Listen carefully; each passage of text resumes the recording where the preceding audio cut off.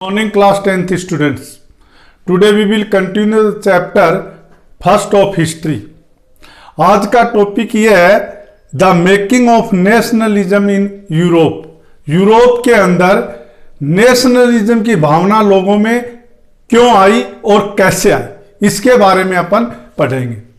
You know till 18th century the Europe was in a different form, एक अलग तरीके से था। Today we know it like country Germany, there Italy, Switzerland, like that we know as Europe. लेकिन before 18th century it was not like that, इस तरीके से नहीं जानते थे यूरोप के बारे में। Why? Because Europe was divided into small kingdoms, छोटे छोटे राज्यों में ये बटा हुआ था। ओके, सो आज का जो जर्मनी है, आज का जो स्विट्जरलैंड है, आज का जो इटाली है, वो इस तरीके से नहीं था, नेशन स्टेट नहीं थे। They were divided into the small kingdoms. Now you see the students in this what you call eastern and central Europe were under aristocrat monarchies. जो यूरोप का ईस्टर्न भाग था, जो यूरोप का सेंटर भाग था, वो किसके अंडर में था? मोनार्चीज के अंडर में था, मतलब राजाओं का राज था। And within territories which lived diverse people, और जो लोग इनमें रहते थे there were different type of language they spoke, different type of culture they had, अलग अलग उनकी सभ्य कल्चर था, अलग अलग उनकी भाषाएं थी। Now they did not themselves sharing collective identity, उनके अंदर एक तरह दिखने की कोई भावना नहीं थी। जैसे आज अपन देखते हैं इटाली है, वो एक नेशन है, तो सारे जो लोग हैं वो एक इटाली के अंदर जो रहते हैं वो एक दिखाई देते हैं, मतलब वो एक नेशन से बिलोंग करते हैं। लेकिन पहले ये नहीं था, पहले वो छोटे छोटे किंगडम से बिलोंग करते थे। नाउ एक एग्जाम्पल लेते हैं अपन, the Habsburg empire that ruled over Austria Hungary, for example patchwork of the different regional people. जो ये हब्सबर्ग जो है, it was very powerful empire, ये बहुत बड़ा साम्राज्य था। ये साम्राज्य जो है कई छोटे छोटे मतलब जो राज्य थे वो इसके अंडर में आते थे। Okay, they spoke the different language, वो अलग भाषाएं बोलते थे, अलग उनका कल्चर था, अलग तरीके से वो रहते। लेकिन ये इतना बड़ा एम्पायर था कि ये सारे के सारे जो छोटे छोटे एम्पायर जो थे उनके अंडर ये इनके पैचवर्क ऑफ दिस, मतलब इसके अंडर में आते थे। Now we will see the aristocracy and new middle class. अब यूरोप में जब ये नेशन की भावना लोगों में आई, तो ये जो एरिस्टोक्रेट्स और मिडल मैन, जो मिडल क्लास है, इनका एक बहुत ही महत्वपूर्ण means they had a very important role making the Europe as nation. Europe में जो नेशंस बनाने की भावना थी, उसके अंदर इन दोनों के मतलब मिडिल क्लास और एरिस्टोक्रेट्स का बड़ा भाग था, योगदान था। Socially and politically a landed aristocrats was dominant class on the continent. पहले क्या था, यूरोप कॉन्टिनेंट के अंदर एरिस्टोक्रेट्स जो थे वो पावरफुल थे, they were the rulers of different kingdoms. ये जो एरिस्टोक्रेट्स के अंडर में वो कई जगह पे रूल करते थे। The member of this class was United by common way that cut across regional division. ये लोग जो एरिस्टोक्रेट का मतलब होता है पावरफुल पीपल। ओके, इनका राज यूरोप के अंदर था, छोटे छोटे किंगडम इन्होंने बना रखे थे, और आपस में ये जो स्मॉल किंगडम थे, इनका रिलेशन आपस में बहुत अच्छा रिलेशन था। They owned states in countryside and also this what you call town houses. इनके पास बहुत शक्ति थी, इनके पास में स्टेट्स होते थे, and they also had the town houses and all. They spoke French for the purpose of diplomacy and in high society. ये लोग फ्रेंच भाषा बोलते थे। ये जो अरिस्टोक्रेट जो छोटे छोटे रूलर थे ये फ्रेंच भाषा का प्रयोग करते थे। एंड क्यों करते थे? कोई भी डिप्लोमेटिक रिलेशन जब इनका एक दूसरे से था तो कोई भाषा तो चाहिए ना, कॉमन भाषा जिसके अंदर they can convey their I mean thoughts and all. तो उसके लिए ये कौन सी भाषा यूज करते थे? फ्रेंच भाषा को यूज करते थे। Their families were often connected by ties of marriage. और ये जो अरिस्टोक्रेट्स हैं इनके जो परिवार थे एक दूसरे अरिस्टोक्रेट्स के जो है वो मैरिज रिलेशन थे इनके, मीन्स मैट्रिमोनियन रिलेशन जिनको बोलते हैं, एक दूसरे से ये शादियां करते थे ये लोग। This powerful aristocracy was however numerical in small group. लेकिन ये जो पावरफुल जो एटोक्रेसी थी इनकी संख्या बहुत कम थी। The majority of population was made up of peasantry. Europe के अंदर ज्यादा पॉपुलेशन किसकी थी? पीजेंट्री। पीजेंट्री मीन्स किसानों की संख्या ज्यादा थी। And aristocrats they were few numbers. Okay, now to the west the bulk of land was farmed tenants and small owners. ये लोग क्या करते थे? अपनी जमीन को जो है अरिस्टोक्रेट्स के पास में जमीन ज्यादा होती थी। ये लोग कॉमन पीपल जो होते थे पीजेंट्स, उनको अपनी जमीन जो है वो खेती करने के लिए रेंट पे देते थे। Okay, now the central Europe and pattern of land holding was characterised by the vast state with the cultivated by shrubs. यहाँ पे फेडरल सिस्टम था। फेडरल सिस्टम का मतलब ये होता है कि यहाँ पे जमींदारी प्रथा थी यूरोप के अंदर। In western and part of central Europe the growth of industrial production and trade meant growth of towns and emerge of the commercial classes। दूसरी तरफ अपन देखते हैं यूरोप का वेस्टर्न पार्ट और सेंट्रल यूरोप के अंदर एक नई क्लास का उदय हुआ था। That was known as the traders. वो व्यापारी लोग थे और वो मैन्युफैक्चरर्स भी थे।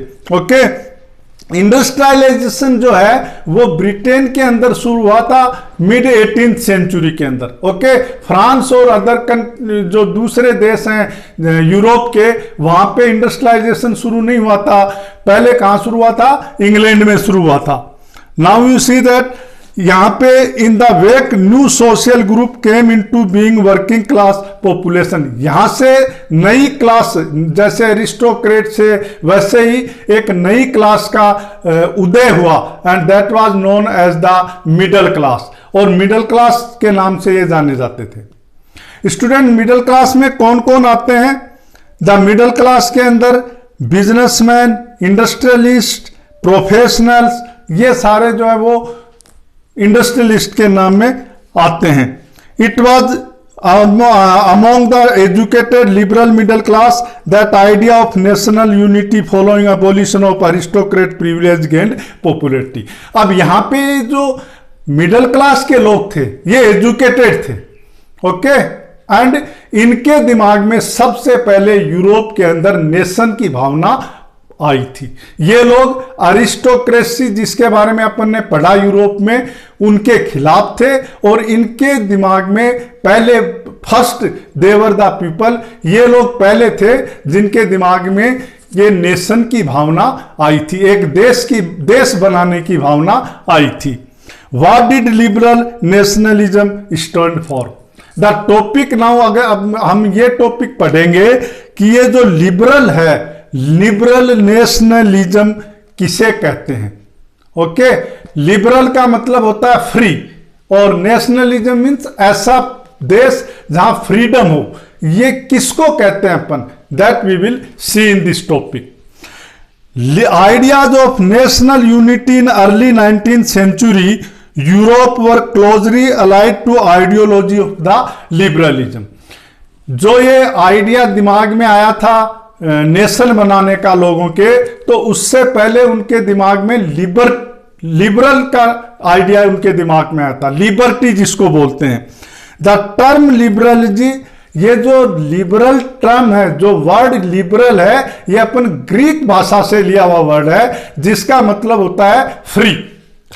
Now you see that for the new middle class liberalism stood for freedom for individual and equality before the law. जो ये मिडिल क्लास थी, इनके लिए लिबरल वर्ड क्या था?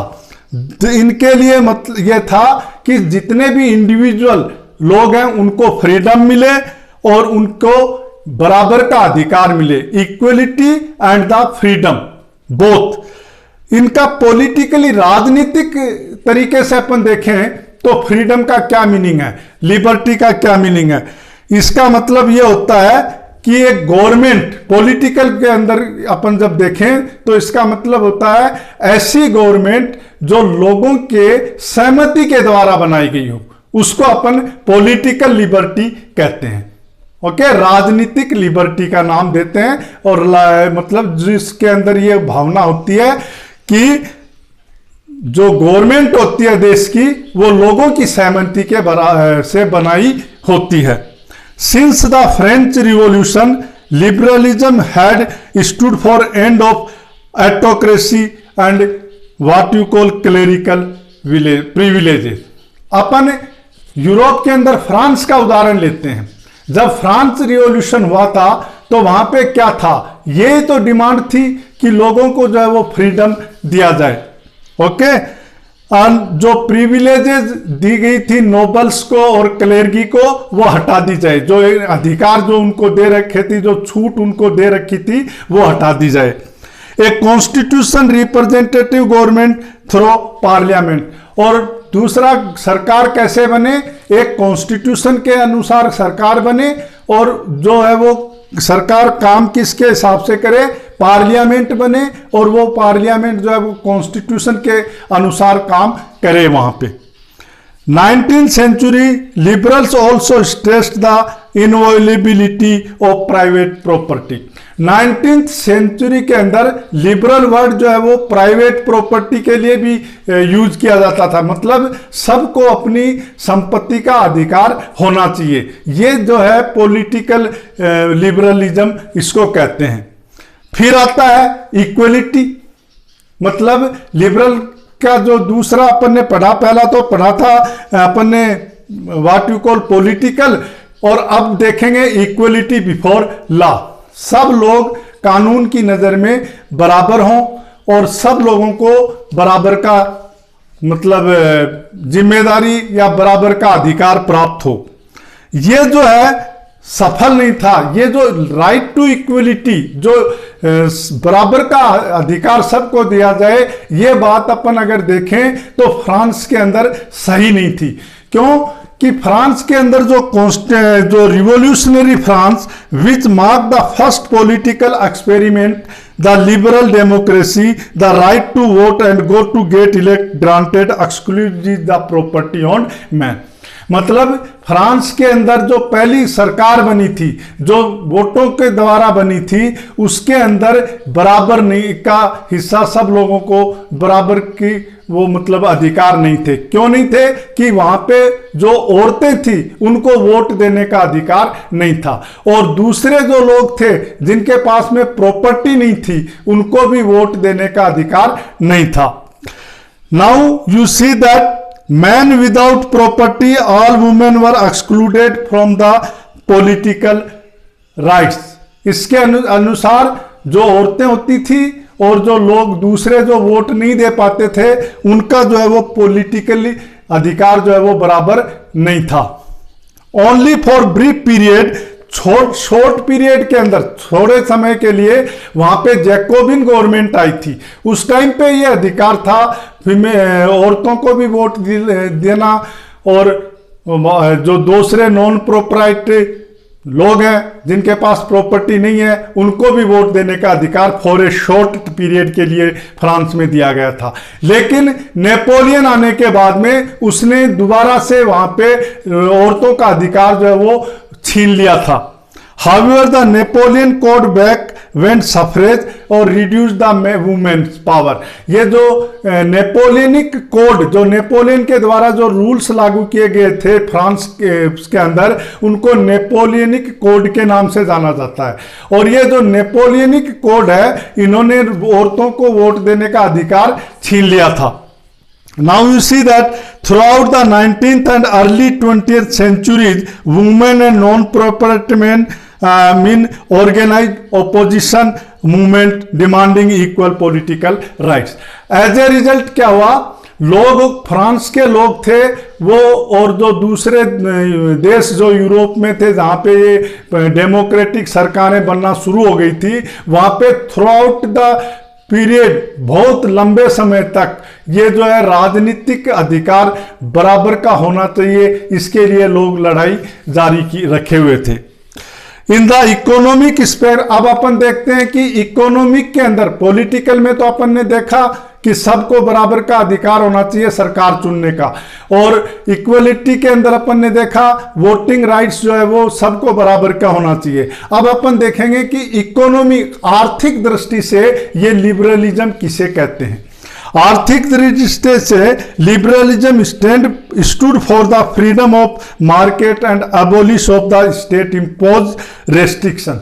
इसका मतलब यह है जो देशों के द्वारा, जो राज्यों के द्वारा एक दूसरे के साथ व्यापार करने का जो तरीका है वो फ्री होना चाहिए, उनका अधिकार जो है वो मतलब बराबर होना चाहिए, उनको फ्रीडम होना चाहिए व्यापार करने का।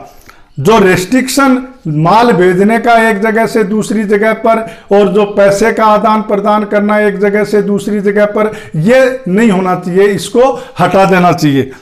During the 19th century, this was a strong demand of the emerging middle class. ये जो डिमांड थी ये किसकी थी?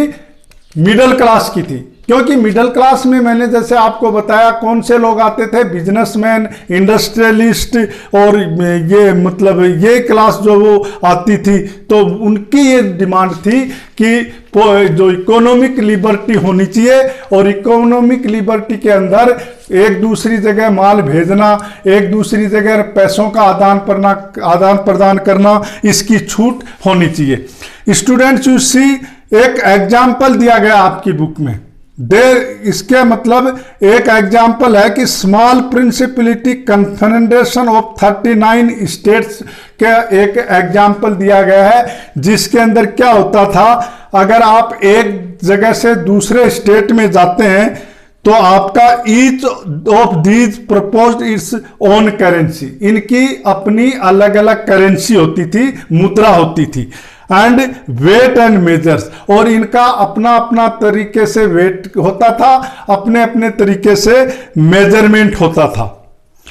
ए merchant travelling in 1833 from Hamburg to Nuremberg, अब एक एग्जाम्पल दिया गया है कि एक आदमी अगर वो हम्सबर्ग से न्यूम्सबर्ग जाता था तो क्या होता था, अपना माल लेकर जब जाता था तो उसको 11 कस्टम्स बैरियर्स एंड पे custom duty for 5% at each one of the day, उसको 11 जगह पे कस्टम ड्यूटी देनी पड़ती थी, और ईच कस्टम ड्यूटी जो कैसे देनी पड़ती थी, 5% के हिसाब से देनी पड़ती थी। तो आप कैलकुलेट करो इस तरीके से, तो वो जो है मेजर में या मीन जो करेंसी है उसकी वैल्यू बहुत ज्यादा बढ़ जाएगी।